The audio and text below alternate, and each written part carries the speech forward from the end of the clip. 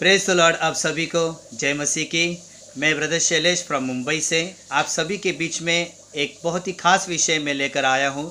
और जब मैं कल इस वचन को पढ़ रहा था तो परमेश्वर ने कहीं बातें मेरे मन में डाला। कुछ बातें हैं जो मैं आपके सामने रखूंगा, लेकिन उससे पहले मैं आपको कुछ वचन पढ़वाऊंगा जो है रोमियो 8 का 12 से हम पढ़ते हैं। इसलिए है भाइयों, हम शरीर के कर्जदार नहीं कि शरीर के अनुसार दिन काटे। ध्यान से सुने।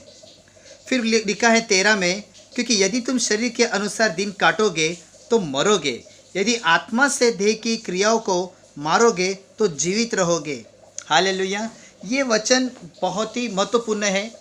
मैं आपको बताना चाहूँगा कि इस मुसीबत के दिनों में, इन संकट के दिनों में, इन दुख के दिनों में या बुरे दिन में, जैसे कि अभी बुरा समय चल रहा है कि बहुत ही कोरोना वायरस को लेकर बहुत ही लोग परेशान हैं। और इसलिए परेशान भी है कि कुछ लोगों के पास पैसे नहीं हैं और कुछ लोगों के पास कामकाज नहीं है। फिर बाद में लॉकडाउन खुलेगा तो ये भी टेंशन है कि पैसे कैसे मिलेंगे। ये सारी बातें किस पे आती हैं? शरीर की बातें में। और वहाँ पे परमेश्वर का वचन कहता है कि जो शरीर में ज़्यादा सोचेगा वो मरेगा। यानी शरीर से दिन काटेगा, मतलब शरीर के अनुसार दिन काटेगा तो मरेगा।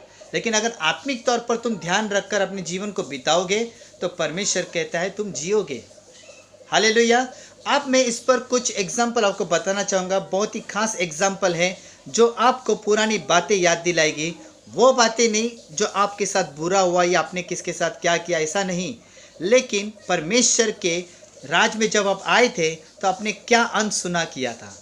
तो उसके विषय में मैं आपको कुछ बताना चाहूँगा कि आज हमारे शरीर में दो आँखें हैं, दो कान हैं और दो हाथ है, दो पैर हैं।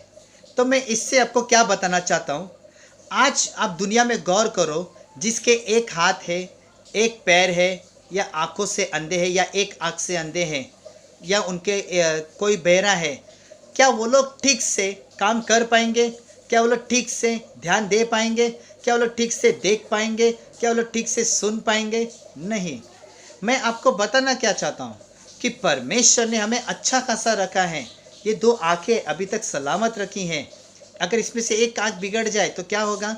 हम ठीक से देख नहीं पाएंगे, हम ठीक से काम नहीं कर पाएंगे। एक हाथ अगर चला गया तो हम जॉब नहीं कर पाएंगे। एक कान चला गया मतलब बहरे हो गए तो हम सुन नहीं पाएंगे। तो ये चीज़ें मैं क्यों बताना चाहता हूँ कि परमेश्वर ने दो आँख क्यों दिया। वो चाहता तो एक कान दे सकता था, एक हाथ दे सकता था, एक पैर दे सकता था, लेकिन उसने दोनों आँखें दिया ताकि हम दोनों आँखों से बराबर देख सकें। दोनों कान इसलिए दिया ताकि दोनों कान से हम ठीक से सुन सकें। हालेलुया। मैं आपको बताना चाहूँगा दोनों हाथ और दोनों पैर इसलिए दिए ताकि तुम अपना जब कदम डालो तो उसके राज्य के लिए ठीक ठीक से कदम डालो, अपनी मर्जी से कोई कदम नहीं डाले। दो हाथ जो दिया है वो परमेश्वर के कामों के लिए दिया है। हालेलुया। Praise the Lord. मैं आपको बताना चाहूँगा कि परमेश्वर इन दिनों में हमें बहुत ही अच्छा रखा है। इसलिए हम ज़्यादातर इस लॉकडाउन में जब हम हैं तो हमें ज़्यादातर शरीर के लिए नहीं सोचना है कि हम जब लॉकडाउन खुलेगा तो हमें काम मिलेगा नहीं मिलेगा, मेरा कामकाज का क्या होगा, मेरे पेमेंट का क्या होगा, मेरा घर कैसे चलेगा। सारी सुविधा परमेश्वर कर देगा आपके लिए। लेकिन आपको ये चीज़ें याद दिलाना चाहता हूँ कि आपको पुरानी बातों को, जैसे मैंने कहा कि पुरानी बातों को याद करना है। तो कौन सी पुरानी बातें? और यीशु कौन सी बातें बोलता है कि पुरानी बातों को भूल जाओ? तो पुरानी बातों को भूल जाना मतलब है हमारा जो जिसके साथ कुछ भी वाद विवाद था, या किसी ने हमारी बुराई की, या किसी ने हमारा निंदा की, या किसी ने हमें कुछ कहा, तो उस बात को हम लेकर बैठे थे। तो परमेश्वर कहता है वो बातों को भूल जाओ। लेकिन कौन सी बातें जो हमें याद करनी है? जब हम कलीसिया में जाते थे, जब हम वचन को सुनते थे, वचन को पढ़ते थे, प्रार्थना करते थे, तो परमेश्वर कुछ बातें हमें बताता था। बहुत सारी बातें हमने आज अनसुनी कर दी हैं। याद करो कि मैंने क्या सुना था और मैंने वैसा किया नहीं। मैंने क्या पढ़ा था इन दोनों आँखों से, मैंने वचन को क्या पढ़ा था और मैं क्या कर रहा था। क्या जिस तरह से मैं वचन को पढ़ रहा था, क्या मैंने वैसा जीवन जिया? हम अपने जिंदगी में अपने अनुसार, शरीर के अनुसार दिन काटोगे तो मरोगे, लेकिन वचन के अनुसार जिंदगी जियोगे। वचन के अनुसार अगर तुम पालन करोगे, अपना जीवन में पालन करोगे तो जियोगे मतलब क्या है? आप लॉकडाउन के बाद बहुत सारी मुसीबतें हो सकती है, लेकिन आप एक चीज़ देखोगे कि संसार में भी मुसीबत आएगी, हमारे जीवन में भी मुसीबत आएगी, लेकिन हम उस मुसीबत में खड़े होते हुए दिखाई देंगे और संसार में जो लोग मुसीबत पा रहे हैं वो खड़े होते हुए नहीं दिखाई देंगे। ये फ़र्क होगा, वरना वही हाल होगा जो संसार का हाल होता है अगर हम शरीर के अनुसार जिएंगे तो। इसलिए जब वचन पढ़ते हैं, जब वचन आपने सुना था, जब कलसिया में आप हर संडे आते थे, आपने क्या वचन को सुना था? क्या आप वैसा वचन का जीवन जी रहे हैं? आपको याद करना होगा कि मैंने कौन से वचन को ठुकराया था, मैंने कौन से वचन को अनसुना किया था। आज आपको बैठकर आपको वो सारी बातें याद करना होगा, मैंने किस बात में परमेश्वर का दिल दुखाया था। आपको धन्यवाद करना होगा आज के दिन की सारी बातों के लिए कि परमेश्वर आपको दोनों आंखें, दोनों कान, दोनों हाथ, दोनों पैर सलामत रखे हैं और आपको 2 वक्त का रोटी अभी भी खिला रहा है ऐसे समय पे। वरना कहीं ऐसे लाइन लगी हुई है, संसार में जाके देखो, कहीं ऐसी लाइन लगे जो खाने के लिए लाइन लगा रहे हैं, उनको एक टाइम भी खाना नहीं मिल रहा है। रात को मिलता है तो दोपहर को नहीं मिलता है, दोपहर को मिलता है तो रात को नहीं मिलता है। ऐसे कंडीशन से वो लोग जी रहे, अपनी मर्जी से वो लोग जी नहीं पा रहे हैं। उनको बस 2 वक्त का रोटी चाहिए जीने के लिए। जीने के लिए वो लोग क्या नहीं कर रहे, लेकिन परमेश्वर ने हमको अद्भुत जीवन दिया है उसके वचन के अनुसार जीने के लिए। हर मुसीबत में, हर संकट में खड़े रहने के लिए उसका वचन ही हमारे लिए बहुत काफ़ी है। हालेलुया। इसलिए मेरे प्यारो, सब चीज़ के लिए आदर करो। कब आपने किसका दिल दुखाया था?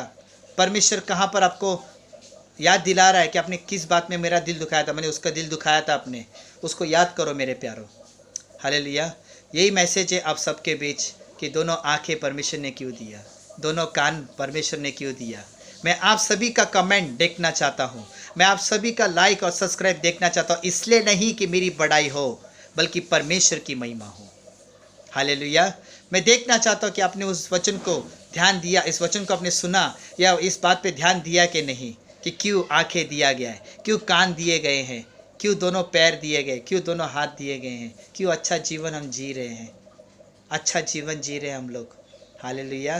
Praise the Lord. अगर रोना है, दुख उठाना है तो प्रभु के लिए रो, प्रभु के सामने गिड़गिड़ाओ उसके राज्य के लिए, तो कोरोना वायरस का रास्ता खुल जाएगा, मतलब कोरोना वायरस निकल जाए यीशु के नाम में।